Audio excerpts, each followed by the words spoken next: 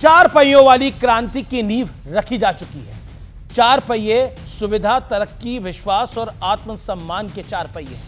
आम आदमी के जीवन में सुकून भरी रफ्तार के चार पहिए हैं। जैसे गाय का दूध का हम दोहन करते हैं, शोषण नहीं करते उसका।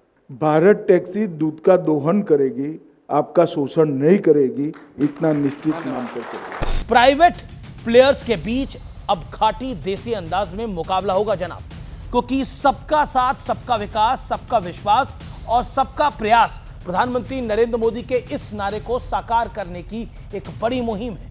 गृह और सहकारिता मंत्री अमित शाह जुटे हुए हैं।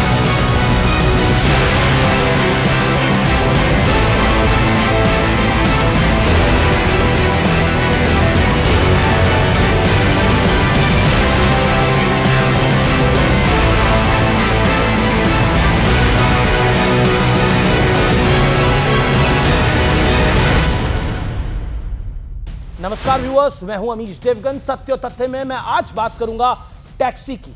एक ऐसी टैक्सी जो प्लान के मुताबिक चल पड़ी है तो देश में व्हाइट रेवोल्यूशन यानी दुग्ध क्रांति की तरह झंडा गाड़कर ही दम लेगी। मैं ये बातें क्यों कह रहा हूं आपको बताता हूं। आपने, हम सभी ने कभी ना कभी टैक्सी जरूर ली होगी।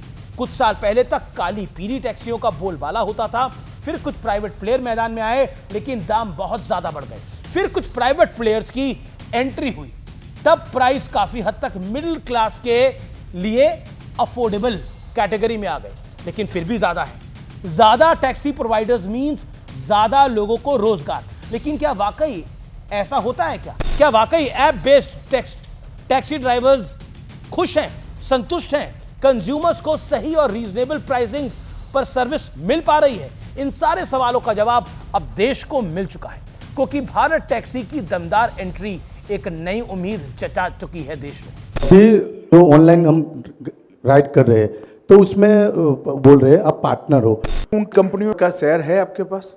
नहीं है सर। तो कैसे पार्टनर हो गए? वो पार्टनर नहीं है, सर, छलावा सही है। कर रहे हैं। भारत टैक्सी के जन्म का सबसे बड़ा कारण यही है, और इस कारण को थोड़ा और विस्तार से समझ लीजिए।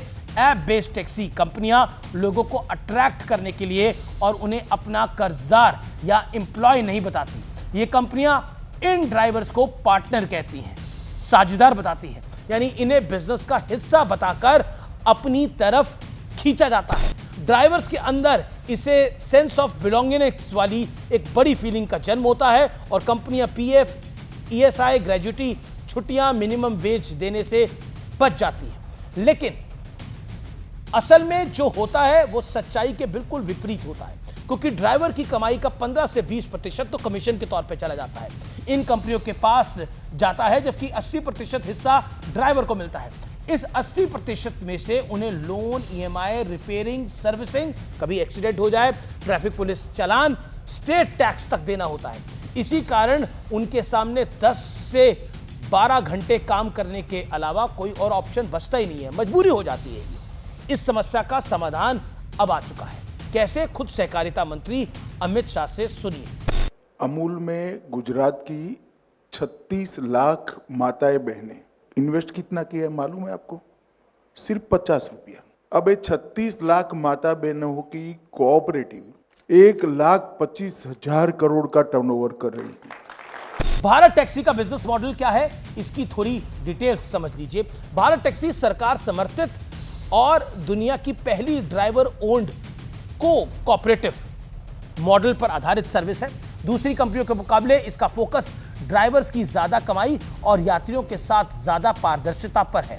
क्योंकि भारत टैक्सी को कोऑपरेटिव मॉडल पर आधारित है, इसलिए इसके ड्राइवर्स को सदस्य या को ओनर्स कहा जा सकता है। यानी भारत टैक्सी का प्रॉफिट ड्राइवर्स में बांटा जाएगा। ना किसी को कमीशन देने की आवश्यकता, ना कोई झंझट, और ना ही कोई शोषण, ना कोई दिक्कत।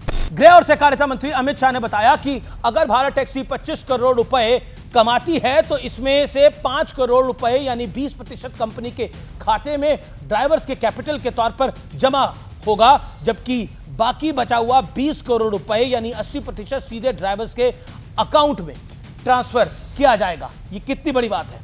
तो इसको स्ट्रगल करने में 3 साल होंगे, और 3 साल में हम देश के हर शहर में लगभग पहुंच जाएंगे, ऐसा हमने रोड मैप बनाया। जहां जहां म्युनिसिपल कॉरपोरेशन है हम 3 साल में पहुंचे, तो ये संख्या हमारी बहुत बड़ी हो जाएगी। ये कहानी न प्राइवेट प्लेयर्स की हार की है और ना ही सहकारी कंपनी की जात की है। यह कहानी एक सरकार की संवेदनशीलता की है।